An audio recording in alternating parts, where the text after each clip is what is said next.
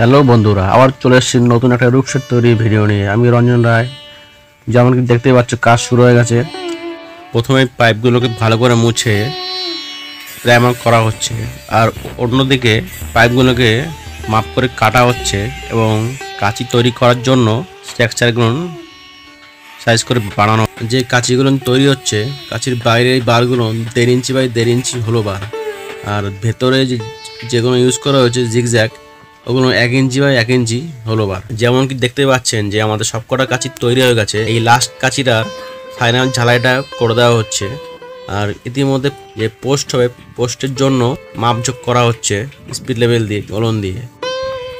এদিকে আমাদের অনেকগুলো পোস্ট দাঁড় করানো হয়ে গেছে, আর এখানে এই পোস্টটা দাঁড় করানোর জন্য ফুল কদমের কাজ চলছে।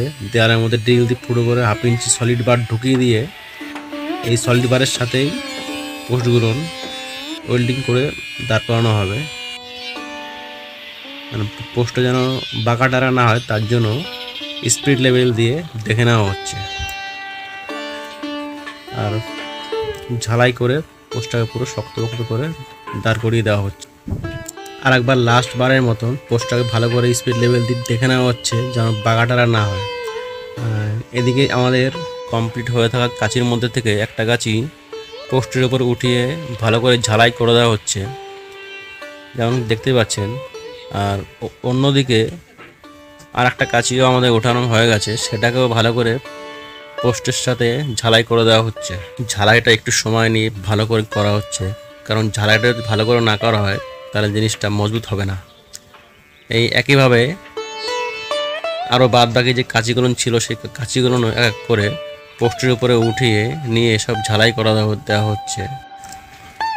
এই বাড়ির এক সাইডে দেয়াল থাকাতে এই কাঁচির এক সাইড দেয়ালের মধ্যে গর্ত করে ঢুকিয়ে দেওয়া হচ্ছে, এবং অপর সাইড পোস্টের সাথে ভালো করে ঝালাই করে দেওয়া হচ্ছে। আমাদের কাজ আপনাদের কেমন লাগছে, আপনাদের মতামত সাজেশন কমেন্ট জানাবেন। এখন কাঁচির উপরে আমাদের সবকটা পাইলিং লাগানো হয়ে গেছে, আমাদের স্ট্রাকচার প্রায় কমপ্লিট। এখন এই স্ট্রাকচারের উপরে সুন্দর করে রং করে দেওয়া হচ্ছে। আমরা যে রংটা ইউজ করছি এটা হলো সিলভার পেন্ট, এশিয়ান পেন্টের সিলভার পেন্ট। আমাদের এই স্ট্রাকচারের উপরে পোর্শনটা রং করা কমপ্লিট হয়ে গেছে, আর নিচের দিকে পোস্টে রং করব আমাদের কাজ কমপ্লিট হওয়ার পরে, মানে টিন লাগানোর শেষে। ইতিমধ্যে টিনও চলে এসছে, ভ্যানে করে টিন এসছে, ভ্যান থেকে টিনগুলো এক এক করে আমরা হাতে হাতে নামিয়ে নিচ্ছি।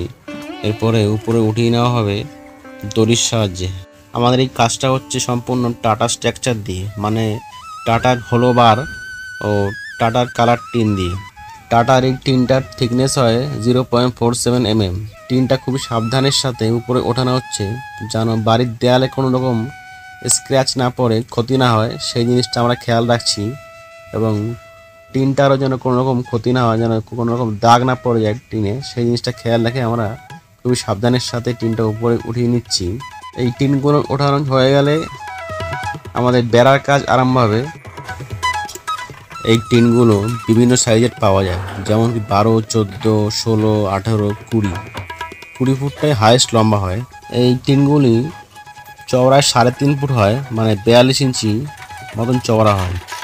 এই টিনগুলো বিভিন্ন কালারে পাওয়া যায়, যেমন ব্লু, গ্রিন আর রেড, আরও অন্যান্য কালারে। কিন্তু সবসময় অ্যাভেলেবেল যে কালারটা, ওটা হলো ব্লু কালারটা সবসময় অ্যাভেলেবেল। যেমন কি বেড়ার কাজ আরম্ভ করার জন্য বেড়ার মাপ নিয়ে টিনগুলো সেই হিসাবে সাইজ করে কাটা হচ্ছে। যেমন কি বেড়ার টিনগুলো এই সাইড দিয়ে এক এক করে সব লাগানো হচ্ছে, বেড়ার টিনের গায়ে সব এক করে স্ক্রুগুলো সব মেরে দেওয়া হচ্ছে। টাটার টিনের সব থেকে ভালো ব্যাপার হলো এটাই যে এই টিনের কালারগুলো খুবই উজ্জ্বল হয়, চমকদার কালার হয়। এখন টিনের গায়ের থেকে গার্ড ফিল্ম প্লাস্টিকটা উঠিয়ে ফেলা হচ্ছে, কারণ এই প্লাস্টিকটার গায়ে লেখাই থাকে যে টিনটা লাগানোর আগে অথবা লাগানোর পরে প্লাস্টিকটা উঠিয়ে ফেলতে হবে। আর না হলে কী হবে, ওই প্লাস্টিকের মধ্যে জল ঢুকে যাবে এবং রোদ জল খেয়ে ধীরে ধীরে টিনটা ওখান থেকে খারাপ হতে আরম্ভ করবে। তার জন্য এই গার্ড ফিল্মটা উঠিয়ে ফেলাটা খুবই দরকারি।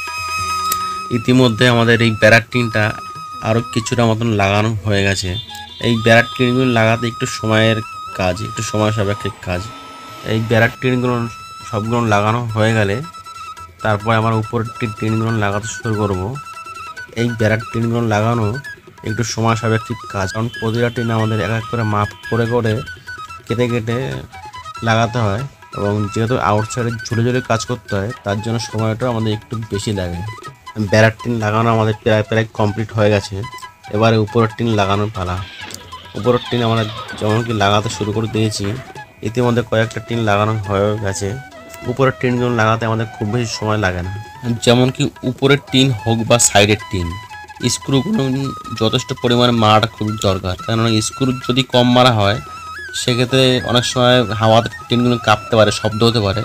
হাওয়াতে কাঁপাকাঁপি করা, শব্দ হওয়া মানেই কিন্তু বিপদের সংকেত। তার জন্য সবসময় খেয়াল রাখা উচিত যে মিস্ত্রি কাজ করুক না কেন, স্ক্রুগুলো যেন ঠিকঠাক মতন মারে, স্ক্রুগুলো যেন ঠিকঠাক মতন লাগানো হয়, কারণ স্ক্রুর সাপোর্টে পুরো টিনগুলো ভালোভাবে আটকে থাকবে স্ট্রাকচারের সাথে। আমাদের উপরের টিন লাগানো কমপ্লিট। উপরের দিকে ছোট্ট করে 1 ফুট মতন ফাঁকা থাকায় সেই ফাঁকাতে এখন বেড়ার টিনগুলো লাগানো হচ্ছে। এই বেড়ার টিনগুলো লাগানো কমপ্লিট হয়ে গেলে তারপরে উপরের টিনের সাথে ডোঙার পাইপগুলো সেটিং করা হবে। ডোঙার পাইপগুলো সেটিং করা কমপ্লিট হয়ে গেছে। যেমন দেখতে পাচ্ছেন ওই ডোঙার পাইপ দিয়ে জলটা, রেইন ওয়াটারের জলটা পাস হবে। বেড়ার টিনগুলো লাগানোর জন্য উপরের টিনে কয়েকটা স্ক্রু খোলা হয়েছিল, সেই স্ক্রুগুলো এখন আবার পুনরায় লাগিয়ে দেওয়া হচ্ছে। এই স্ক্রুগুলো লাগিয়ে দিলেই আমাদের উপরের কাজ কমপ্লিট। যেমন কি দেখতে পাচ্ছেন যে আমাদের কাজটা সম্পূর্ণভাবে কমপ্লিট হয়ে গেছে। আমাদের কাজ আপনাদের কেমন লাগছে কমেন্ট করে জানাবেন। ভিডিওটা ভালো লেগে থাকলে লাইক করবেন, শেয়ার করবেন ও সাবস্ক্রাইব করে আমাদের সাথে থাকবেন আরও ভালো ভালো ভিডিও দেখার জন্য। ধন্যবাদ।